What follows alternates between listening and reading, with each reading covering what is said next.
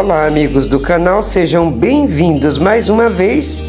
Hoje eu vou trazer para vocês a história de sequestros de Cleveland. Esse caso foi o sequestro de 3 jovens mulheres, Amanda Belry, Georgina, que era Gina de Jesus, e Michelle Knight, que foi ocorrido na década dos anos 2000, em anos diferentes, na cidade de Cleveland, no estado de Ohio, nos Estados Unidos. A primeira vítima, Michelle Knight, foi a primeira a ser sequestrada, com 21 anos na época, desaparecida desde o dia 23 de agosto de 2002, ao sair da casa de um primo no dia de uma audiência sobre a custódia de seu filho, de quem havia perdido a custódia para o Estado, nunca mais foi vista.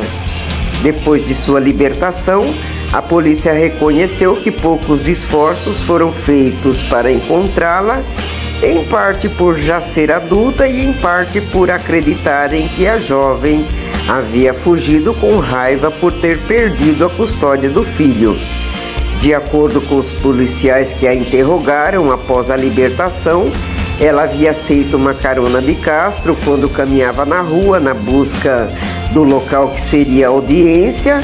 Com a desculpa que tinha alguns cachorrinhos para doar, Ariel levou Michelle para sua casa no número 2207 em Seymour Avenue, onde permaneceu presa num quarto trancado no andar superior.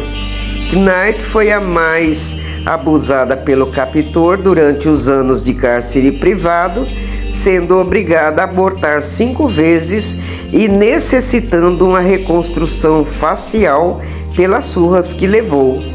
Também perdeu a audição no ouvido. Foi libertada com 32 anos de idade. Amanda Belry, a outra jovem, desapareceu no dia 21 de abril de 2003, um dia antes de completar 17 anos. Ela havia saído de seu trabalho, da lanchonete onde ela trabalhava, e também acabou aceitando uma carona de Castro, depois dele lhe dizer que também tinha um filho que trabalhava na lanchonete. Levada para a mesma casa onde já se encontrava Knight há mais de 6 meses, foi também mantida prisioneira. Seu caso tomou as manchetes dos jornais e televisões, com vários comunicados de que seu corpo havia sido encontrado, e pela busca incessante de sua mãe, Loana Miller, por 3 anos atrás da filha desaparecida, até morrer de insuficiência cardíaca em 2006. Durante o seu tempo de cativeiro, ela teve uma criança. Depois de ter sido estuprada por Castro, identificada como uma menina de 6 anos, depois da libertação. Ela nasceu, essa criança, no dia 25 de dezembro de 2006, no dia de Natal. O parto da criança teria sido feito dentro de uma pequena piscina de plástico, num quarto do cativeiro, e teve a participação de Michelle Knight, que foi ameaçada por Castro de ser morta caso o bebê morresse no parto. A paternidade do sequestrador foi confirmada após o exame de DNA. E agora chegamos à terceira jovem, a Gina de Jesus, que desapareceu aos 14 anos, no dia 2 de abril de 2004. Ela foi vista pela última vez falando de um telefone público na rua, no caminho entre a escola e a sua casa. Gina era a melhor amiga da filha de Castro, Arlene, e falava ao telefone com a mãe dela, Grimilda Figueroa, separada de Castro há anos devido a maus tratos, para que as duas pudessem dormir juntas na casa de Gina. A permissão foi negada e as duas se separaram. Mais uma vez, Castro apareceu e ofereceu uma carona na Rua Garota e a sequestrou, levando-a para o mesmo endereço do cativeiro das outras 2 jovens. Um ano depois após o desaparecimento de Gina, O FBI publicou um retrato falado de um suspeito identificado como um hispânico entre 25 e 35 anos, de 1,78 m de altura, com cerca de 80 quilos e olhos esverdeados, olhos verdes, cavanhaque e possivelmente uma barba fina. Castro, que tinha 43 anos na época, lembrava o retrato. É hispânico, tem barba e cavanhaque, peso e altura aproximada da descrita, mas os olhos eram marrons. E o mais incrível é que durante as vigílias pelos desaparecimentos dessas jovens, há imagens que mostram a participação de Ariel Castro, identificado pela família, informando que o sequestrador participava inclusive de buscas e procurava se manter próximo aos familiares das vítimas. Sequestrada ainda no início da adolescência, Gina foi libertada aos 24 anos. Amanda Belry, sua filha, Michelle Knight e Gina de Jesus foram libertadas no dia 6 de maio de 2013 da casa número 2207, em Seymour Avenue, em Trinum, um bairro residencial de classe média, a cerca de 4,5 km do local onde haviam sido sequestradas anos antes. Isso tudo graças a um descuido incomum de Castro, que saiu de casa sem trancar uma das portas internas da residência, permitindo a uma das jovens chegar até a porta principal que dava para a rua. Um vizinho, Ângelo Cordeiro, atendeu aos gritos e batidas que vinham na porta da casa, mas não conseguiu se comunicar por falar pouco inglês. Foi outro vizinho, Charles Ramsey, que, juntando-se a Cordeiro, ouviu a mulher do lado de dentro, depois identificada como Belry, gritando que estava presa ali com seu bebê contra sua vontade. Os dois homens arrebentaram a porta trancada a pontapés e retiraram as duas da casa. Libertada com a criança no colo, Amanda usou o celular de uma vizinha de rua e chamou a polícia pelo 911.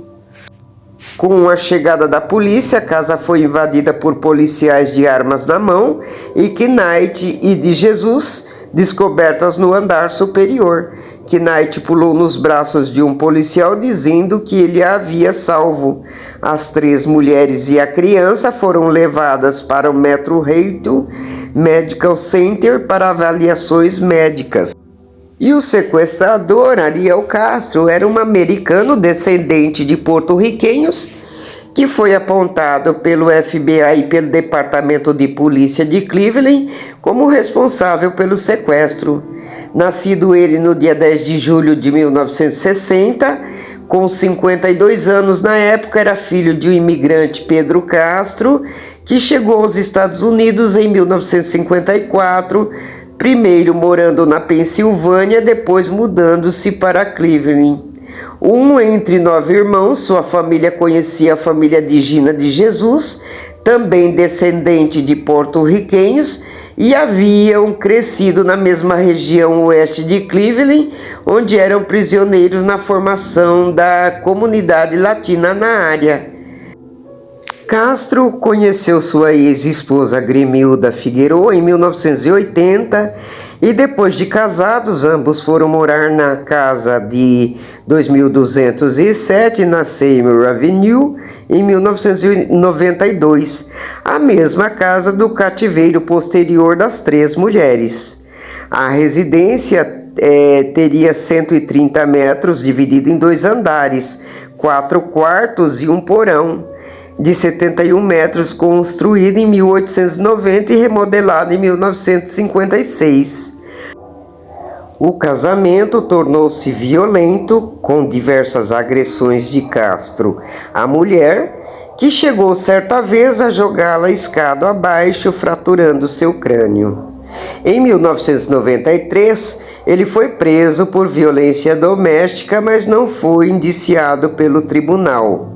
Em 1996, a mulher deixou a casa com os 4 filhos do casal, assistida pela polícia.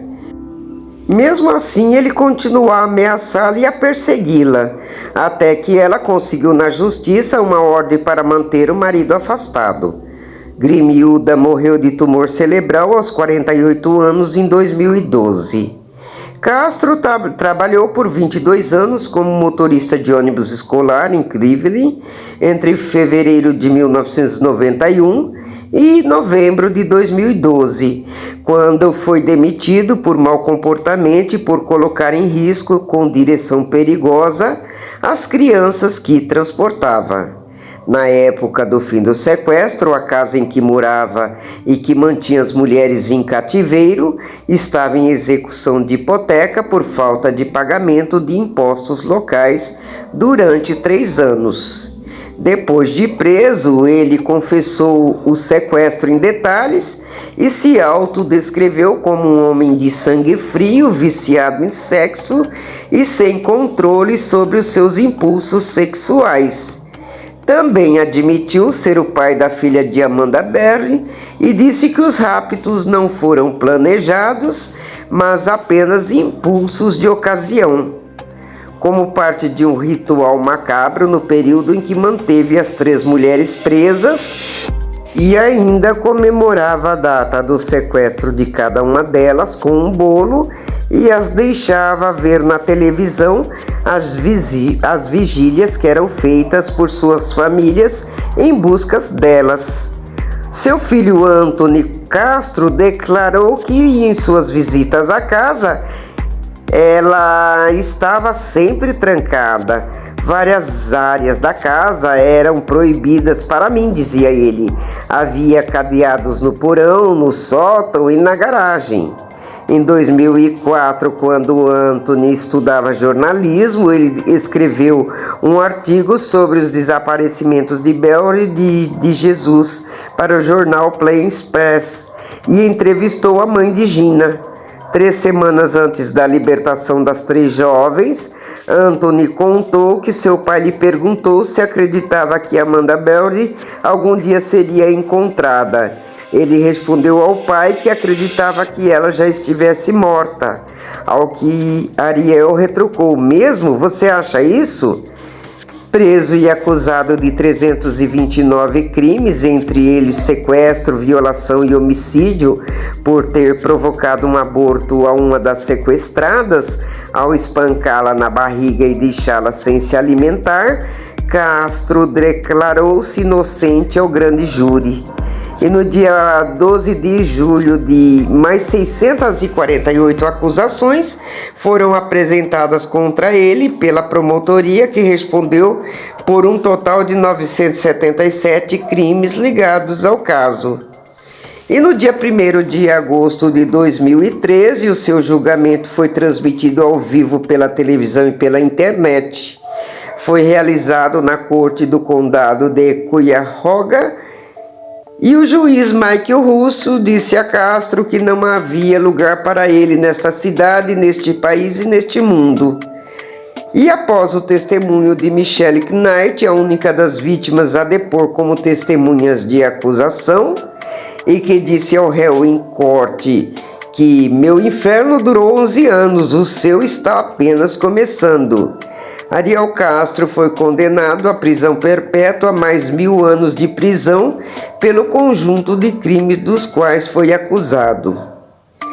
Mesmo sendo submetido a um sistema de vigilância estreita por causa de seu estado emocional e de receios da direção da penitenciária a ataques de outros presos, com rondas em sua cela a cada 30 minutos após o seu encarceramento, Castro foi encontrado enforcado em sua cela individual na noite do dia 3 de setembro, depois de cumprir pouco mais de um mês da pena, tendo a sua morte sido confirmada às 22h52 pelo Hospital da Universidade Estadual de Ohio, após uma tentativa de ressuscitamento cardiopulmonar feita pela própria equipe médica do centro de recepção onde ele cumpria a pena.